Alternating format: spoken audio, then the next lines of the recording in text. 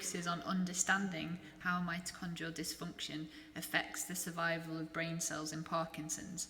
So to start off with, the big question is, well, what are these inherited and acquired mitochondrial defects?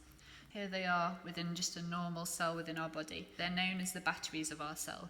So they produce the majority of the energy that our cells need in order to carry out their various functions.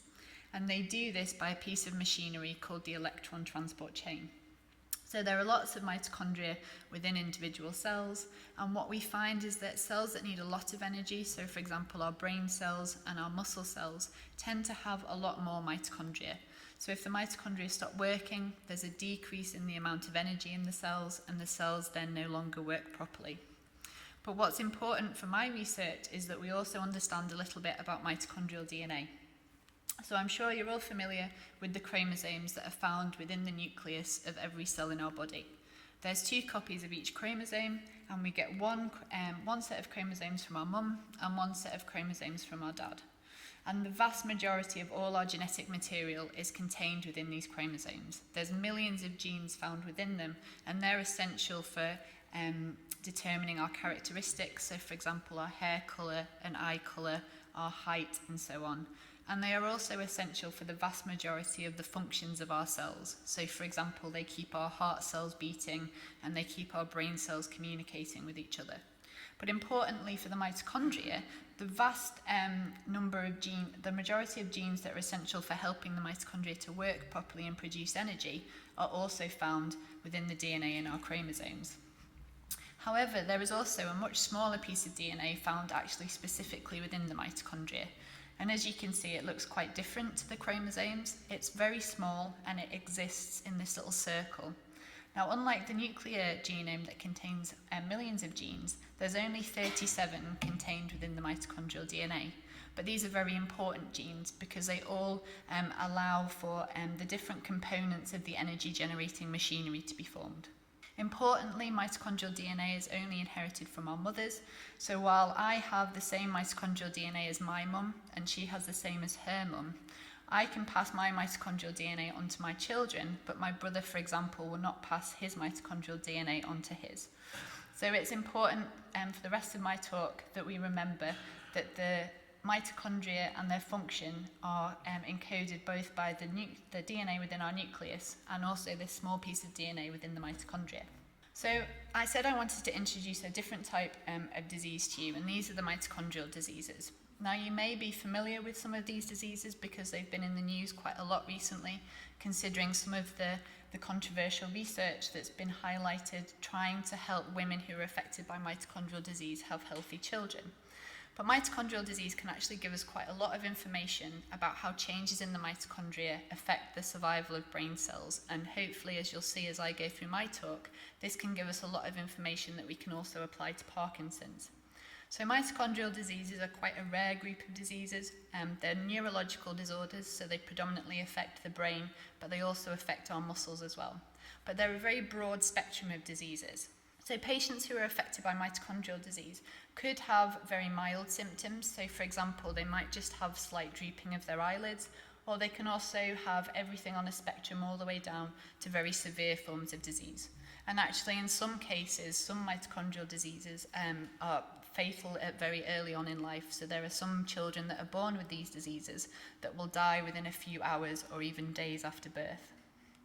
Mitochondrial disease can affect anybody, so it can affect both men and women, and it can affect the very young and also people towards the latter stages of their life, where they may only develop symptoms around about the age of 60. But importantly, and especially when we try and get information about Parkinson's from these diseases are progressive, so they get worse over time, and we do see degeneration in both the muscle and the brain cells. So because the mitochondria are the main producers of energy within our cells, we tend to see symptoms in patients who are affected by mitochondrial disease that are related to changes in tissues that require a lot of energy. So for example, our brains. So in patients with mitochondrial disease, we quite often see things such as epilepsy and stroke. Mitochondrial disease also affects the muscles, so we tend to see exercise intolerance as well as weakness and loss of muscle. We see changes in the heart as well. But because our mitochondria are found in every cell of our body, we see a whole spectrum of other symptoms in tissues that may not be so heavily reliant on energy production, and therefore the mitochondria. So we know that mitochondrial disease can be caused by errors in either the nuclear DNA, so our DNA in our chromosomes, or by changes within the mitochondrial DNA, so that small circle of DNA that I showed you earlier.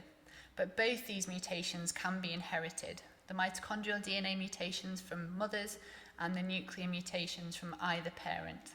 But what's interesting is that if you have a mutation in mitochondrial DNA, it'll be there throughout life. Whereas mutations that we find in nuclear DNA, and particularly in genes that are important for mitochondrial function, then lead to secondary mutations within the mitochondrial DNA over time. So we end up with a situation like this. So if you have a mutation in your mitochondrial DNA, it's likely to have been inherited just from your mother. And it's present throughout development, so all the way through from when you're a fertilized embryo all the way up to adulthood. But these mutations cause mitochondrial dysfunction. However, you could also have a mutation in one of your chromosomal genes that may be inherited from either parent. But we know that in the case of mitochondrial disease, the genes that we tend to see these errors or mutations in are really important for maintaining this mitochondrial DNA. And so if you have a mutation in one of these genes, you also get the accumulation of errors or mutations in this genome over time. And again, these changes lead directly to mitochondrial dysfunction. So when I said I wanted to introduce you to inherited and acquired mutations, these are the two examples I meant. So we have inherited mutations within mitochondrial DNA, and we have acquired mutations that are a direct result of changes in the nuclear genes that then cause changes within this mitochondrial genome. But the most important thing is that both these mutations cause mitochondrial dysfunction. So to come back to Parkinson's, the important thing to understand about Parkinson's is that when we look in the brain cells of the substantia nigra, we find that these cells are particularly susceptible to mitochondrial dysfunction, as Heather's already mentioned. The amount of mitochondrial dysfunction that we see within these cells is significantly higher than any other part of the brain. And we know that these mitochondrial defects accumulate over time with aging. So for example, we know that mitochondrial defects begin accumulating from around about the third decade of life. And we can detect these mitochondrial defects as an increase in the number of cells that show an energy defect. So here we should be able to see 3 neurons, and 1 stained brown and 2 are stained blue. And the neuron that's stained brown has very happy mitochondria. They're active, they're producing energy, and they're doing all the things they should be. Whereas these 2 neurons in brown show mitochondrial dysfunction. So they're not working properly, they won't be producing enough energy, and this will have a detrimental effect then on the function of these neurons. But we also know that there's an increase in the amount of mitochondrial DNA that contains deletions. So here we have a graph just showing how, the amount of mitochondrial DNA deletions in single neurons or single brain cells from people with Parkinson's and controls. And you can see over time we get an accumulation of these deletions. So mitochondrial DNA only contains 37 genes, but when we talk about deletions, we mean that a huge number of these genes might actually be deleted. So the mitochondrial DNA could go down to having just 10 genes or 20 genes. And considering all these genes are essential for mitochondrial function, this is going to have a huge impact on how the mitochondria can produce energy, and this will then have an impact on the survival of the brain cells as well. And this is a really good example of acquired mitochondrial defects. So when we look in patients who are affected by Parkinson's, the mitochondrial defect builds up slowly over time, and so we refer to this as an acquired mitochondrial defect. So we know that mitochondrial dysfunction is really important for Parkinson's, but what we really need to be able to understand is how this mitochondrial dysfunction affects brain cells, and does it actually cause their loss? So I do a lot of work in post-mortem tissue from people with Parkinson's, and what I try to understand is how mitochondrial dysfunction causes brain cell loss.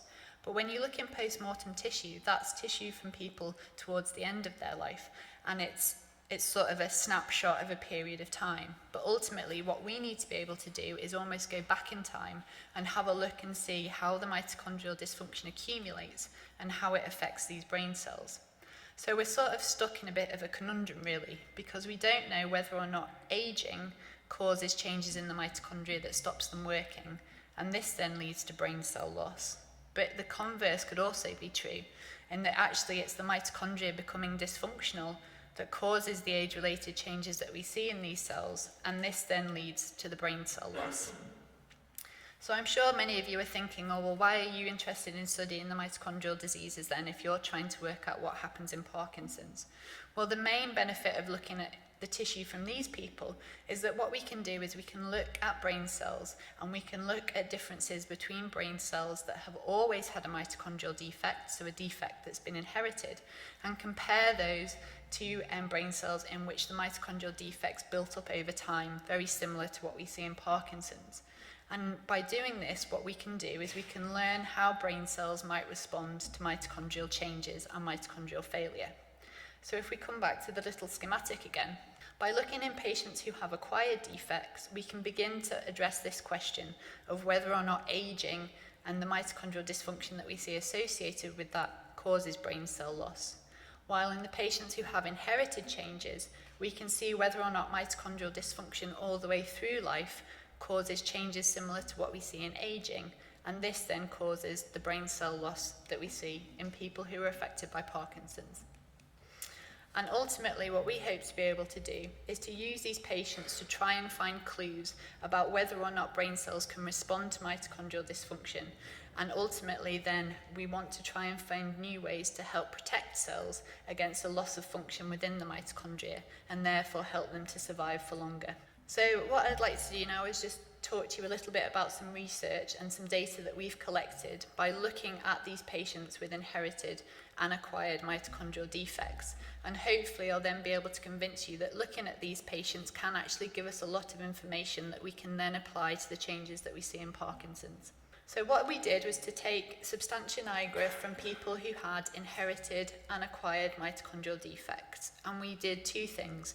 We measured the amounts of these energy-generating proteins within the mitochondria, and we also looked for evidence of brain cell loss. So here we have an image from the substantia nigra of somebody who has an inherited mitochondrial defect.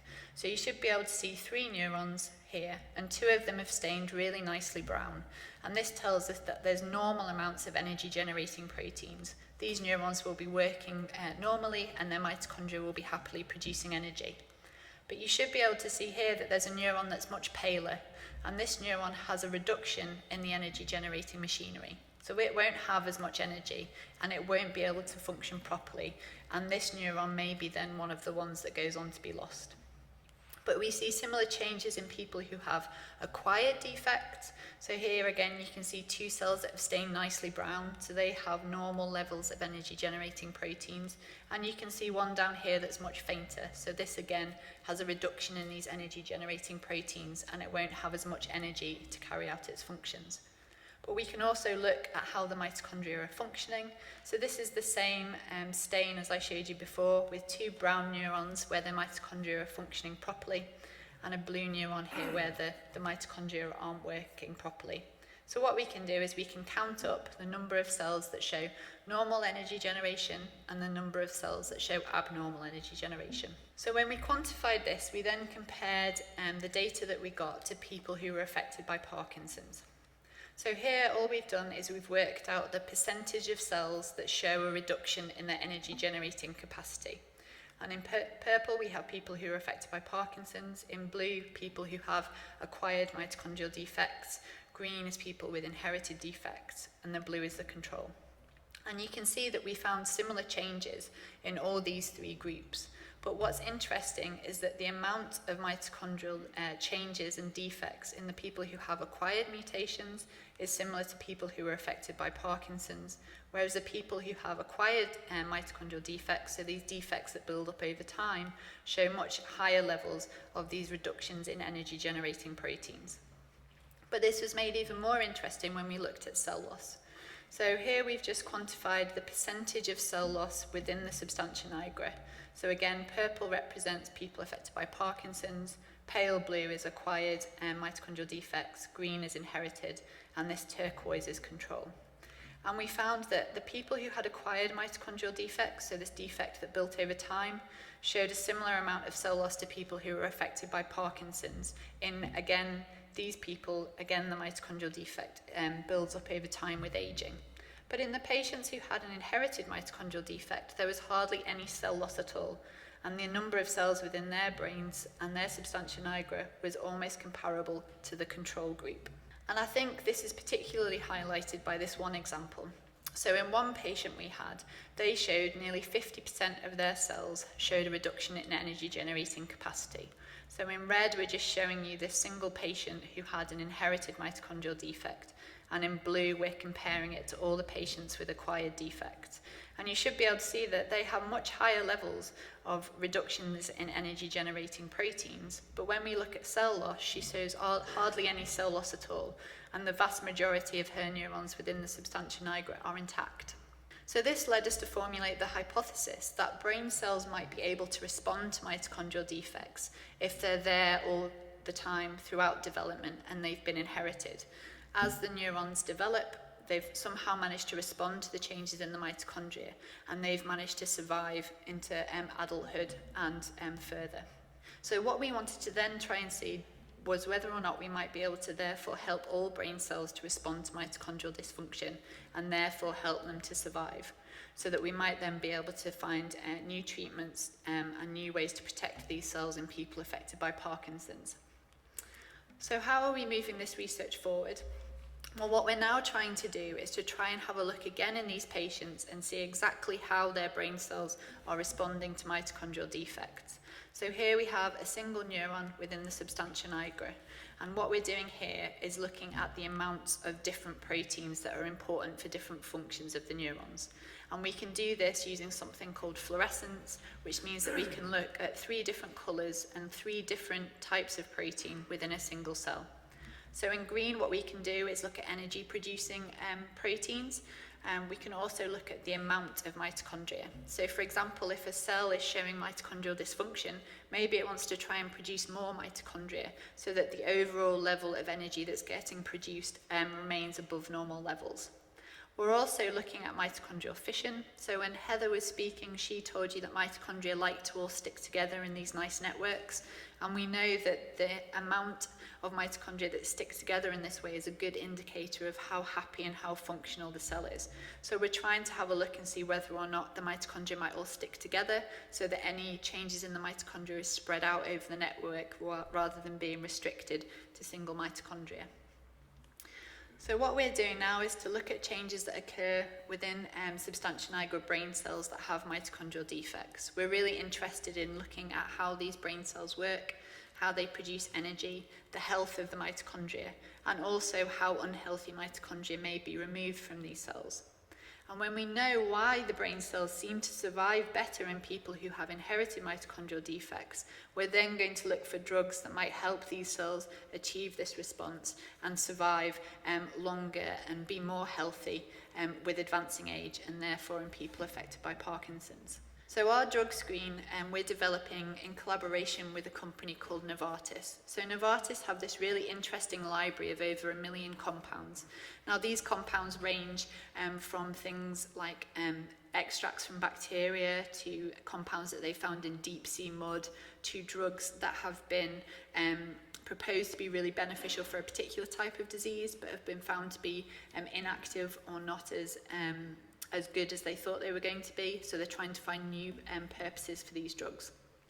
So what Novartis is going to do is they're going to screen these 1 million compounds, and they're going to find hit compounds that help to improve mitochondrial function or help to allow brain cells to survive better with these mitochondrial defects. And we'll then take these hit compounds and we'll treat dopamine-containing brain cells that have different mitochondrial defects. So this is a good model then for the neurons that we see within the substantia nigra. So we'll treat these cells with these hit compounds and we'll look for changes in the mitochondria. And what we hope to be able to do is mimic the situation in people who have inherited mitochondrial defects and allow the cells to survive much better. So we'll look at the amount of mitochondria. Do these compounds help the cells to produce more mitochondria to help make more energy to keep the cell functioning? We'll look at the function of the mitochondria. Can we find drugs that help the mitochondria to produce energy better? We'll look at the survival of these brain cells, we'll look at their energy production, and we'll also look at another component that's associated with Parkinson's, which is the accumulation of alpha-synuclein into Lewy bodies. But ultimately, what we hope to be able to do at the end of this is to find a compound that helps brain cells to adapt to mitochondrial dysfunction and survive. Some drugs will simply be too big. Others, like this one in white, are small enough to get through the gaps anyway, and lots of them would get into the brain cells. This drug repurposing that we're involved in at the moment, I think that's opening up new treatment avenues and exploring new pathways that perhaps haven't been explored before. So I think it's a very exciting time to be working.